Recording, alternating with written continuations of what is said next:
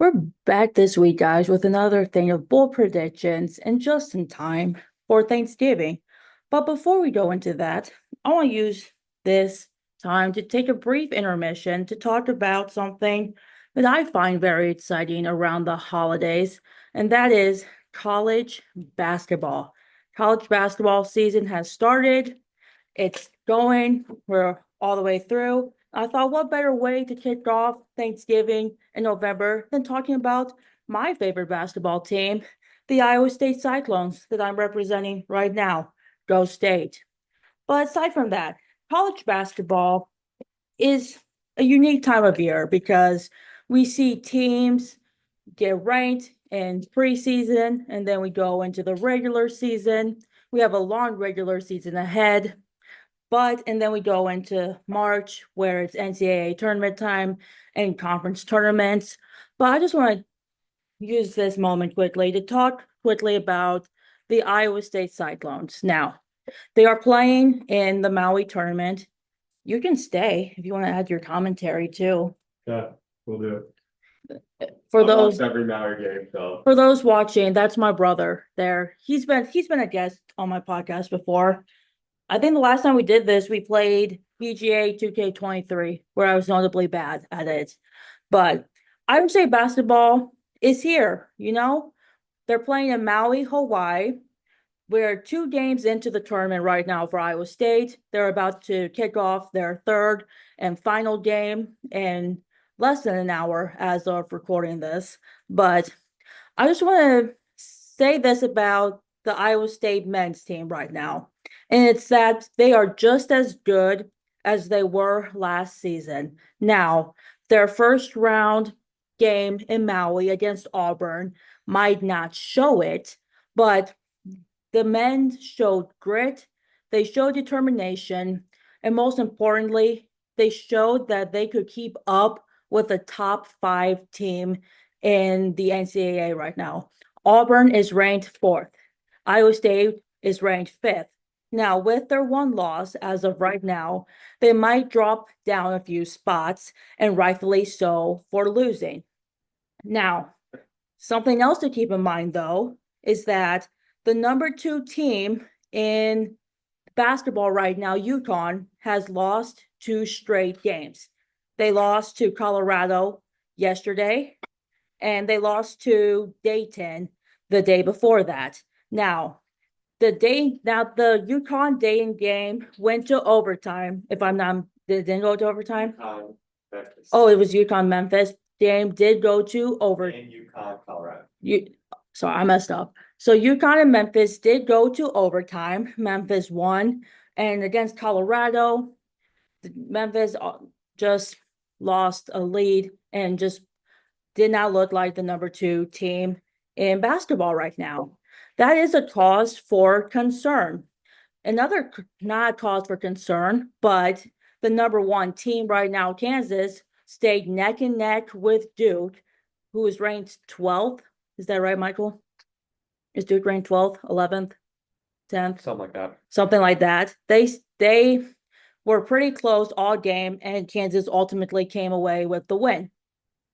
Auburn deserves to jump up to that number 2 spot in front of UConn. I'm sorry, but Auburn is very, very good.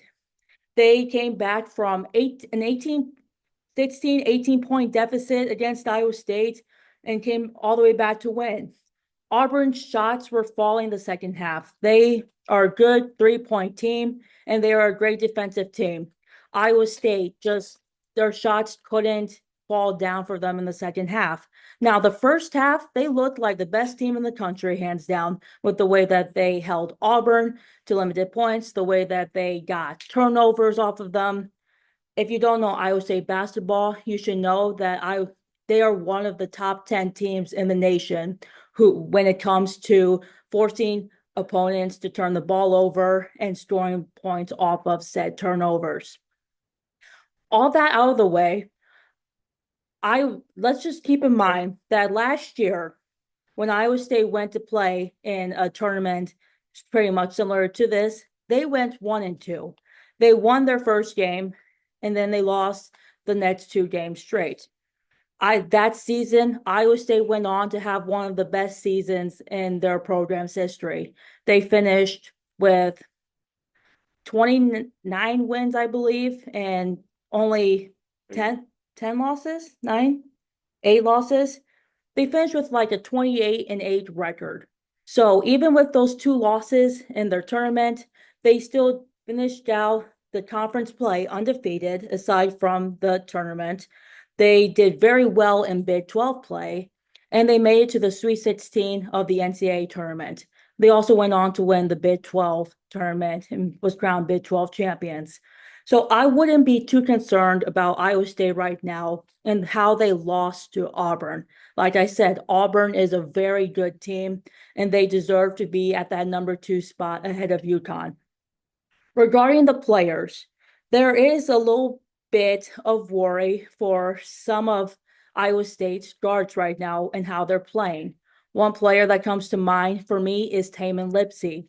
He was outstanding last year, and he's still good, but he doesn't look like the player that we've seen last year, and especially in this tournament. His first round, I believe he only had 6 points and like 3 assists. Yesterday, he had 6 points as well, but fouled out and only had about 2 assists too. So seeing that, they're going to need Lipsey for their game today. And they're going to need him to step up. They're going to need him to make plays, be that good defensive player that we've known him to be, and just limit the turnovers and stay out of foul trouble. Another player that stands out to me at the moment who has shown grit, who has shown that he has that fight in him, and who has stayed pretty much consistent from last year is Keyshawn Gilbert. Keyshawn Gilbert is a guard, much like Tamin Lipsey is, but Keyshawn can do almost anything. He can get you points. He's a very good defensive player. He knows how to rebound. He knows how to come away with steals, and he knows how to find the basket and make shots that you wouldn't believe would go into the rim. What I have seen from Keyshawn is he is very versatile and he is very athletic. He will get you plays, he will set up plays, but he can also be a little sloppy with the ball at times. We haven't seen that now, but if Iowa State wants to win again today and improve their tournament record to 2-1, they are going to need that Keyshawn Gilbert that we have seen the past 2 games, who has scored 23 points consecutively. Another player who is new to the team this year that I believe is going to be very good when it comes to Big 12 play is the transfer named Joshua Jefferson. Now, Joshua Jefferson is very tall. I don't know exactly how tall he is. I know Michael's he's 6'7", 6'8". 6'8". That is big for a guard, but was he? Forward. He's big for a forward. What Jefferson brings to the table here is he brings height, he brings athleticism, but he also knows how to shoot the basketball and rebound. Yesterday's game probably wasn't the best example of what he's really capable of. I think the first 3 games for Iowa State prior to Maui really showed that off and such. He can rebound too, but having a big forward like Joshua Jefferson definitely gives Iowa State an advantage, especially when it comes to their defense. I've only seen Iowa State play a few games, so I'm just going based off of those games that I have seen, and they still look just as good as they did last year. I think a big improvement, noticeably, is the free throws. That team made 22 out of their 25 free throws in the second half yesterday. Their free throw percentage is improving, and that is good to see. And that is a trait that I think all teams and players should have. You should be able to make your free throws. Now, I don't expect every player to make every single one of them. There are going to be a few misses here and there, but if you can stay consistent at the free throw line, that is a definite big advantage. And I don't want to call any players out, but I know Cyclone fans know that last year there was just one player who was very inconsistent at the free throw line. And you just held your breath, seeing if he would make those free throws or not. So having guys who can shoot well from the free throw line, who can shoot well from the 3-point line as well, that is definitely something to watch out for and keep an eye out as we move towards the basketball season.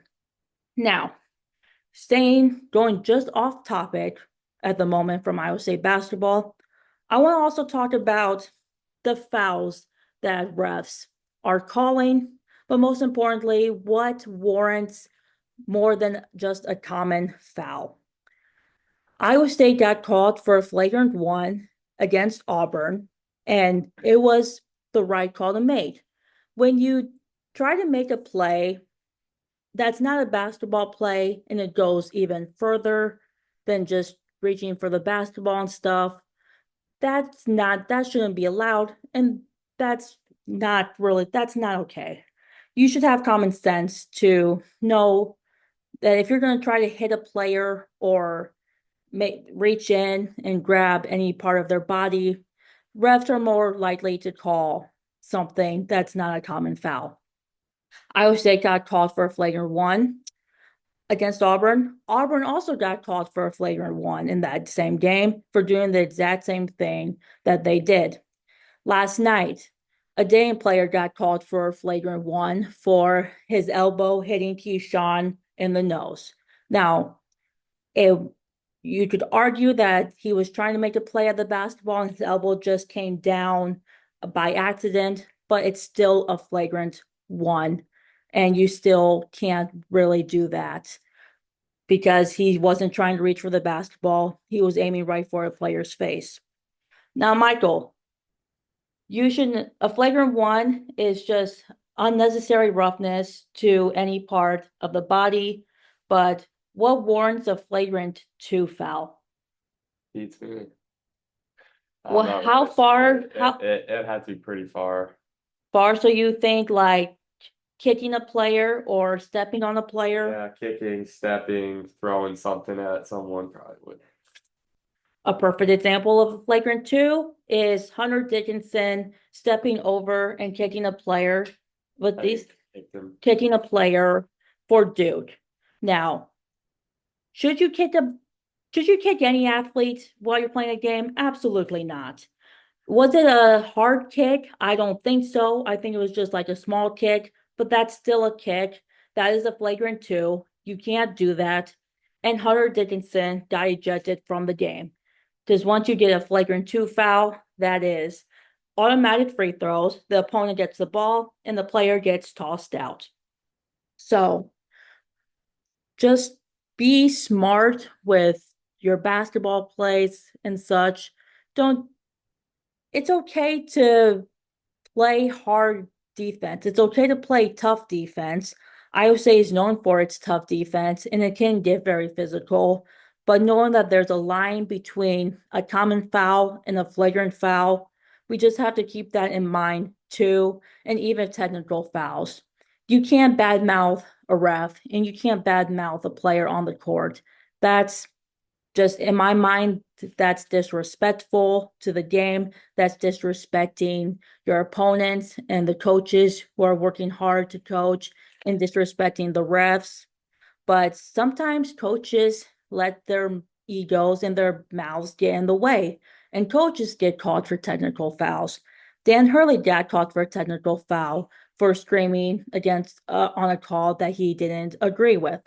It's okay to disagree with the refs, but once you openly disrespect them, there's another line that you just can't cross.